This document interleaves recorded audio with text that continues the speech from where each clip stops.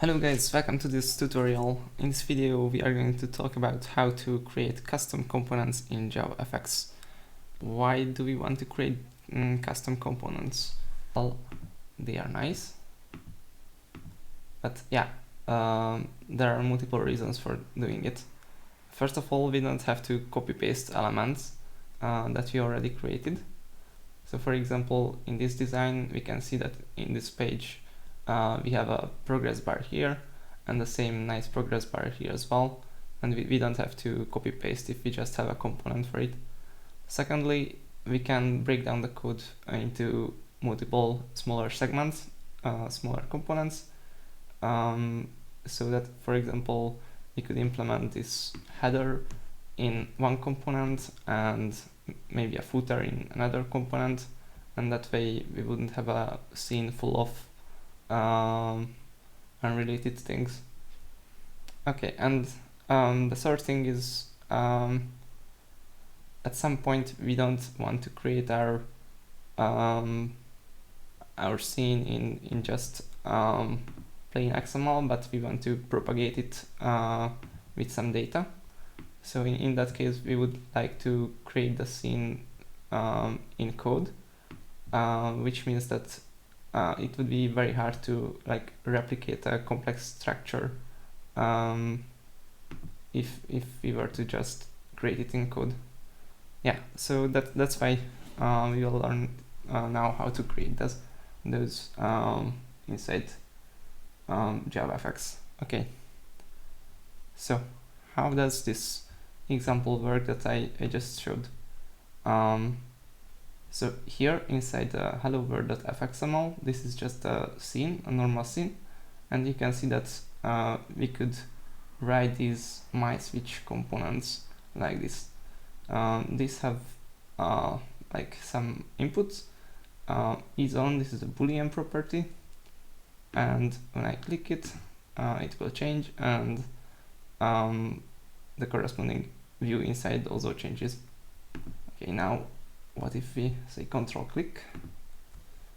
Now this is the source of myswitch.java. We can see that there's a constructor, there are some properties, these are some fields that are coming from the fxml view. So this is actually a controller, and this class controls this component .fxml, like myswitch.fxml. This is pretty simple. This is just two rectangles and one anchor pane, which is the root of this component. And it is very important that we say root instead of anchor pane as the tag,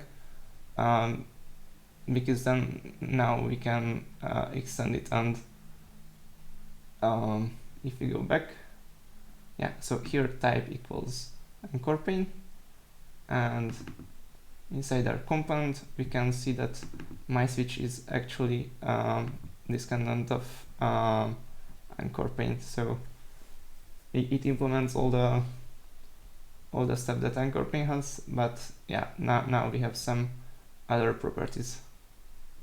If we go back to hello world.fxml, we can see that we have this isOn property. And how do we see that in this code? So those properties are basically exposed by getters and setters. If you want to expose a Boolean property, then you need to create a getter and a setter with this naming convention, and when you do those, then JavaFX will automatically recognize it and make it accessible here. Okay. Yeah. So, and basically because of this is a controller, we could get access to those two rectangles, and whenever one of them changes, or whenever one of them is clicked, then we can just set set the state of this, and we can update the view. I want to show you how to view this in the SceneBuilder, because it's also pretty nice that we can see this custom component inside SceneBuilder, so we don't have to actually write these things in code. After we created the component, we can actually use it in SceneBuilder. It is here inside the custom panel, and here we select this component, and we can see this property is on. Okay, so what you need to do to get this exported, actually, it's an optional step. If you don't want to use the SceneBuilder, then you don't have to do this. But if you do want to use the SceneBuilder, then you have to modify this build.gradle. Yeah, here. Okay. So I added this shadow jar, and what this does is actually just bundling the whole project and creating a jar file out of it, and it copies it to the SceneBuilder's library folder, so that the SceneBuilder can see those components.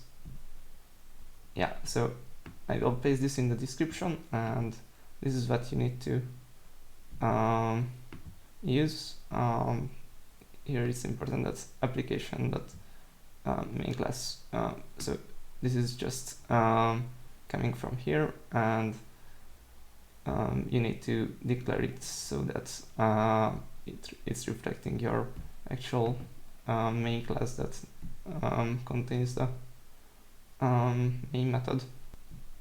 Yeah, and in order to get this to work, I needed to add this into these plugins, so that yeah, it's an external dependency, and it makes sure that the jar file is exported. Okay, now let's create a new custom component that will clear up things probably. Okay, so here's the switch that we just saw, and we want to implement this card. This card has two properties. One of them is the type, and the second one is this message. The type is just error, warning, or success, and the string can be anything. So let's start by creating the scene inside SceneBuilder. So here inside resources clients, the component package, I create a new fxml file, and I call this card.fxml. Okay, and now it's important that we delete this fx controller, because here this should be fx root,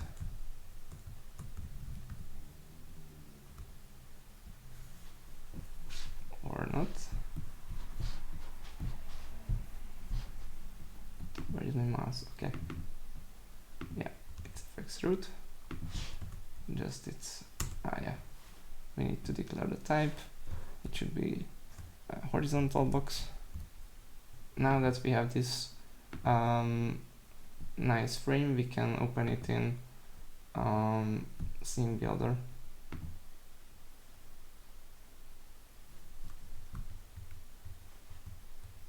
Okay, let's add the text.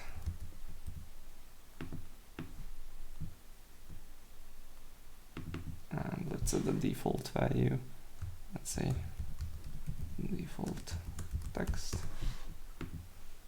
And this is a horizontal box, so we can add the padding.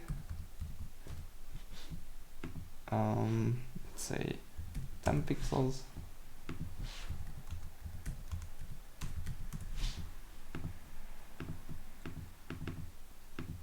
And we can also add a background so that we see it.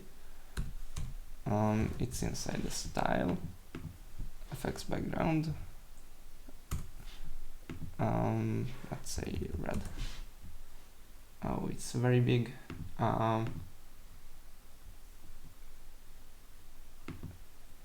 So inside this layout, we can see the minimum width. Okay, it's alright. Preferred width. Let's say that preferred width is 0, 0, and then minimum width will actually just make sure that it doesn't collapse to 0, 0. Right, and let's set the font size. I think it will be in properties. Let's make it a little bit bigger. Okay, and we can make it round. It's also in style.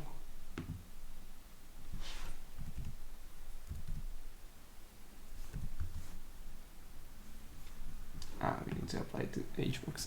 Okay.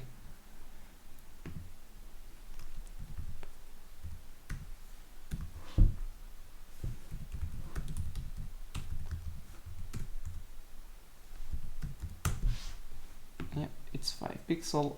We cannot really see now, but yeah, it will be apparent. And we can set the field to white. Right, okay, now it's kind of matches this one. Oh, but now we can see that it actually has a wider width. So let's say the width is preferred width is not 0, but 400 pixels.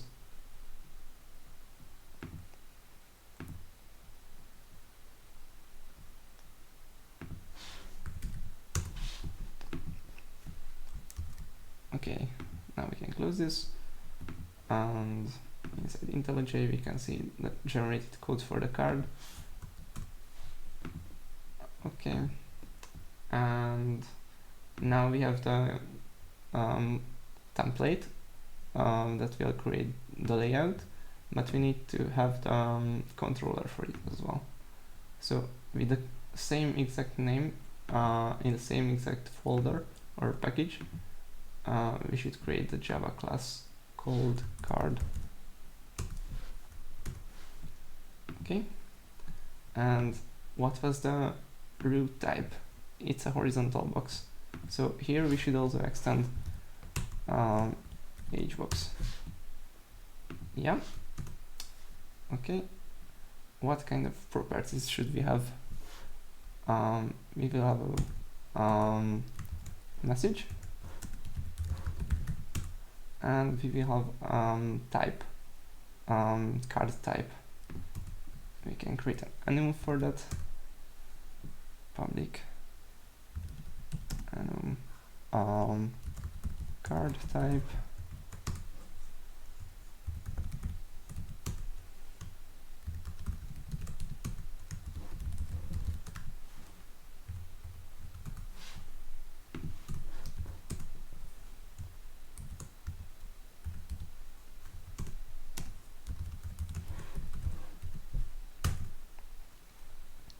And we can create setters and getters for it. Let's just let IntelliJ implement those methods for us. So we have all the getters and setters for these fields.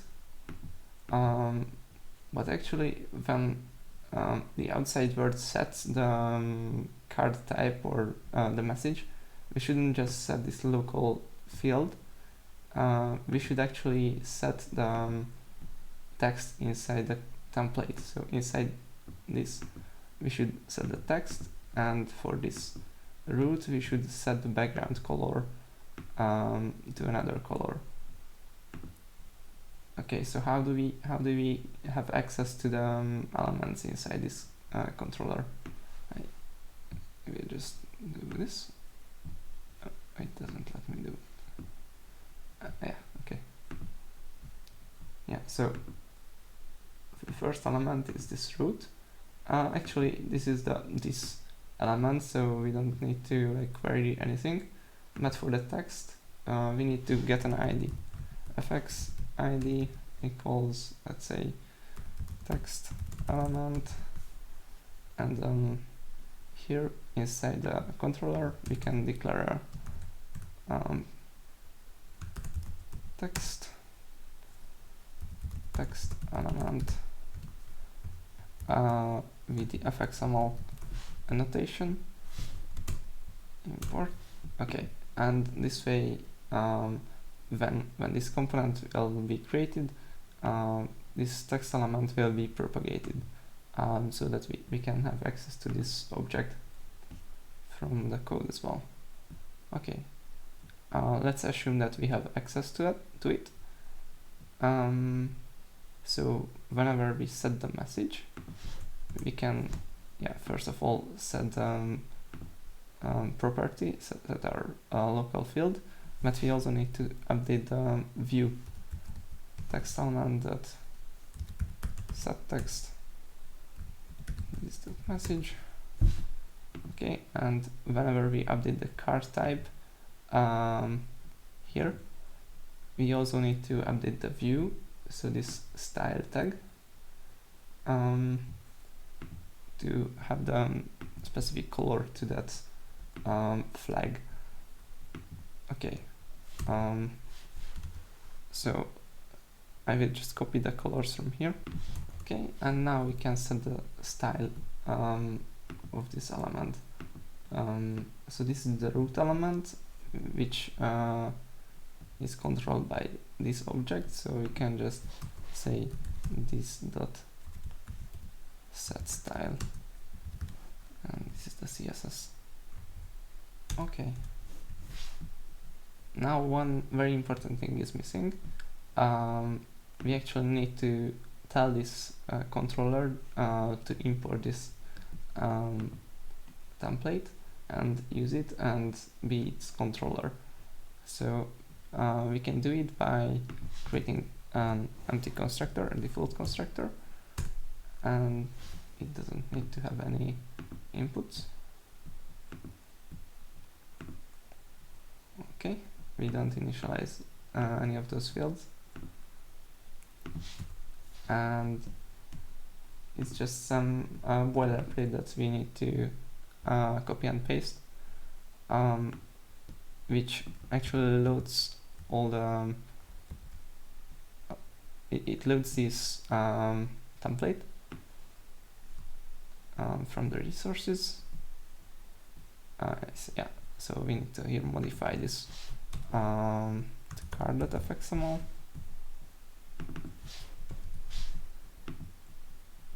So now it sets the root to this. It says the loaders, controller to this object, and then it tries to load it. And if it succeeds, then this object will be created, and every property will be propagated nicely. So after it, we can safely use all the setters and getters. Yeah, what's the problem with this?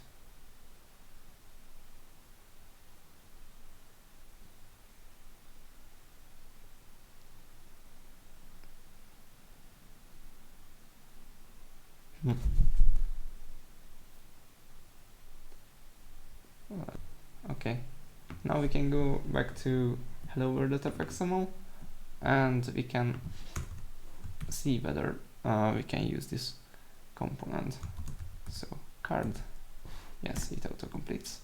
Card type equals success, and message equals hello world.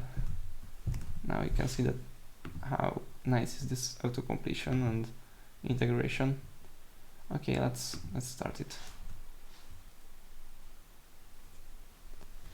Whoa, it works for the first time. I didn't expect that. Okay, let's try it with the other runs as well.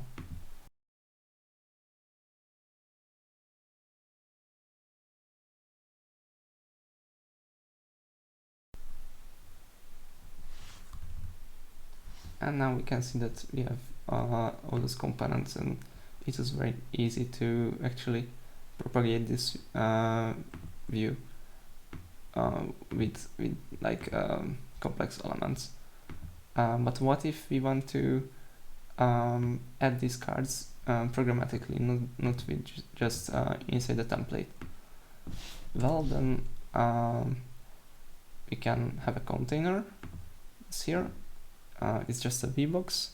We reference it by an ID, and inside our scene, we can initialize our items by just calling the constructor of the children. So here I created a new MySwitch, and I just added to the container's children, and that's basically it. Oh, by the way, this is the initialize method, which is provided by this initializable interface, and this will run whenever the component is ready and it's initialized. So let's run this. Yeah, we see that we have a lot of buttons, but we want the cards. So here just container.getChildren.add, and we want to create our own card. Card1 equals new card. We can set the name and the type.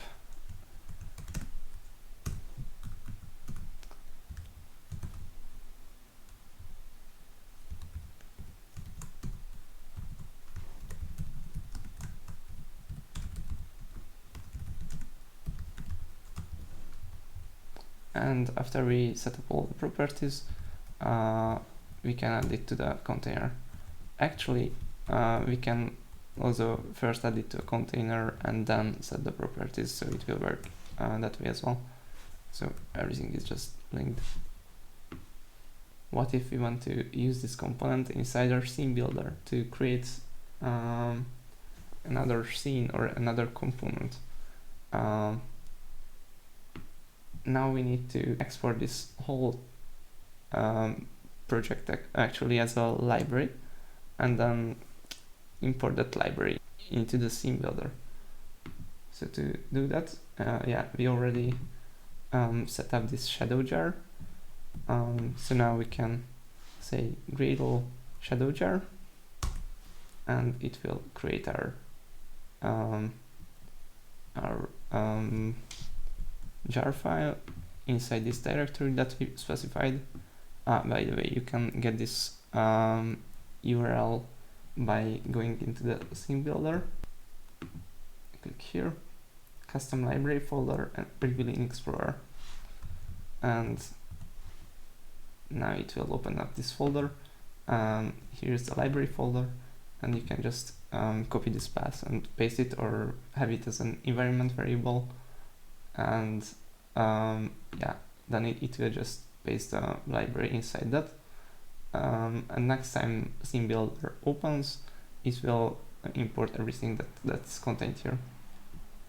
Okay, let's see whether it added that component as well. Yes, we have this card. Yeah, we can see the default text and the red, because if we didn't set any properties, then those will be the default. We can select a card type, let's say warning, and we can also specify a message. Again, hello world.